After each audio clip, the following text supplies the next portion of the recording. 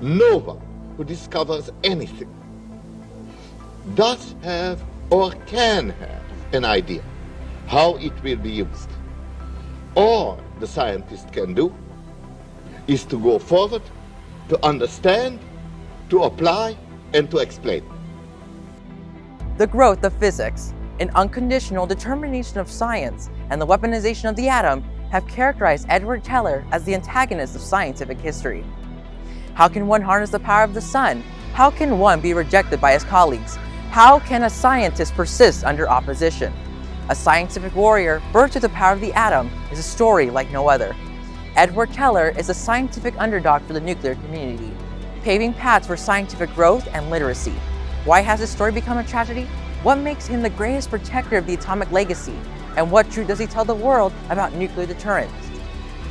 These are the questions that have formed the strongest legacies of atomic science. The truth boils down to the eyes of history. How can we identify and understand Dr. Teller's role in answering this inquiry? The important question is, however, what turning points got him there in the first place? I'm Liz Tata, and this is Teller's Truth, Turning Points in Protecting the Atomic Legacy.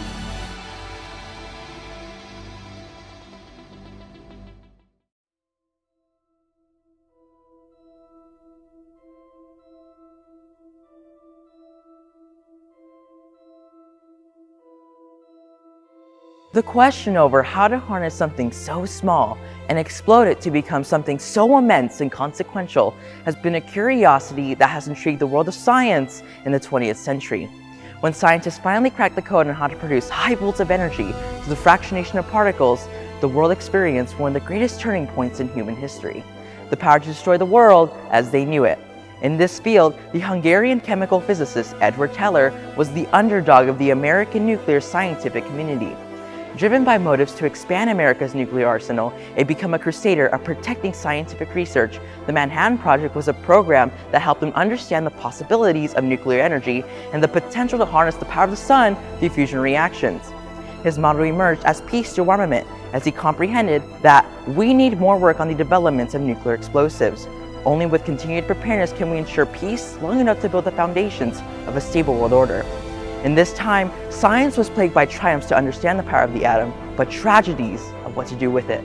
This was something he was too eager to understand.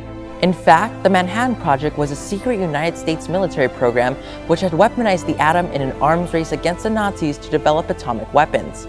This had unleashed a new and continuous turning point of fear by successfully creating the world's first nuclear weapons that resulted in the Cold War. In that case, it's made the atomic legacy known for the production of science, no matter the consequences of a devastating scientific discovery. This would help give rise to new scientific growth, resulting in nuclear leadership that would allow Dr. Teller to champion his role as a pro-nuclear scientist. Thus, Teller began his quest to propose a new truth of science altogether. His work largely contributed to three turning points which were consequences of the atomic age. First is the fight to protect and defend the advancements of science. Second is a change in making America the strongest powerhouse of educational tradition. And the third is inviting a new way to look at the roles of scientists. Each of these have earned Dr. Teller years of scrutiny and opposition under a scientific house divided, but have allowed him to become the greatest defender of the atomic legacy. As mentioned earlier, Dr. Teller's role to protect science dates all the way back to the Manhattan Project, which had facilitated the weaponization of physics. In that time, Edward Teller was working on fusion reactions and a design called the Super, which would combine isotopes of hydrogen together in a bomb to produce a huge deadly ball of energy. But as a result of guilt over Hiroshima and Nagasaki being bombed, many nuclear scientists opted out of warheads production, temporarily stopping work on the H-bomb.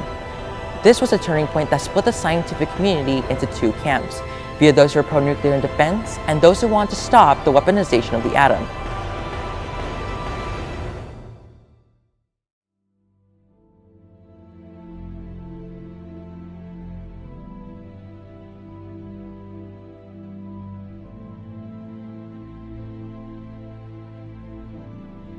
Thus, the stage was set for Dr. Teller to emerge as the loudest and if not the most powerful nuclear scientist in the century. Looking for a way to restart thermonuclear research, he pushed the General Advisory Committee of the Atomic Energy Commission to continue work on fusion reactions. However, the committee released their opinion called the GAC report, which served as a turning point in 1949 to reject Dr. Teller's proposal for continuing work on the hydrogen bomb. Plagued with ethical and technical concerns, the committee stated, "If super bombs will work at all, there is no inherent limit in the destructive power that may be attained with them. Therefore, a super bomb might become a weapon of genocide." Eager to persist in discovering more possibilities about science and hydrogen atoms themselves, the report would be criticized by Teller, who stated, "The reasons they gave me just made me mad." This marked Teller's first battle with the scientific community, as he wanted to protect work on nuclear studies and kickstart his message that scientists naturally have a right and duty to have opinions, but their science gives them no special insight into public affairs. Therefore, Dr. Teller's new role for scientists would ultimately empower them to continue building nuclear weapons without taking blame for its use, empowering science as a whole to persist without acknowledging how its discoveries might enable world destruction. However, this would be countered by many prominent physicists, arguing that science must be ethical on all fronts, including how nuclear weapons should be used and whether it was even ethical to build them in the first place. Testifying against Oppenheimer in 1954 became a turning point for Edward Teller, as he was ostracized from the scientific world. Some called him a backstabber, while others defended him, stating he did the right thing. Although he was shunned by many, he continued his role as an evolving political physicist, eager to domesticize nuclear energy and beat the Russians in the space race. His Project Plowshare plan was a turning point that empowered the use of nuclear weapons to facilitate large transportation projects by creating big, large holes in the ground. This became largely controversial because Teller's optimism about using nuclear weapons to empower public projects was deeply resented by environmentalists, although he pushed for it to encourage America's nuclear engineering to increase. Thus, in 1958, both Edward Teller and Linus Pauling, who was a famous biochemist and peace advocate at the time, argued about nuclear testing, nuclear domestic projects, and radioactivity in the Cold War. Reflecting the sentiments of most in the scientific community, Pauling argued that these weapons are terrible. We must solve them by arbitration, negotiation, and the development of international law. While Teller argued, "We live in the same world with Russia, whose leader has said that he wants to bury us and he means it. Disarmament, the cessation of tests, will not automatically bring us closer to peace." This debate served as a turning point for Americans to understand the role nuclear weapons have on the world stage, and the need for their education and scientific literacy to improve in order to decide the fate of atomic energy. He believed that American scientists should pursue and continue nuclear research or be consumed by the Russians' technological and governmental tyranny. Overall, Dr. Teller's long-lasting contributions to science have never been recognized without scrutiny. Although he was shamed by many, each and every one of his discoveries and projects served as turning points to accelerate and protect American deterrence, education, and preserve America's democracy. He wanted to empower science through mass education, which stemmed from his passion to understand and develop science. Ms. Teller, as the daughter of the man who invented the hydrogen bomb, what did your father want from his work? As you have touched on already, he also felt as if science was really important for progress, and he wanted progress. And in particular, he was very passionate about what he called applied science. And he thought it was necessary for progress, for people to lead better lives. Thank you, Ms. Teller.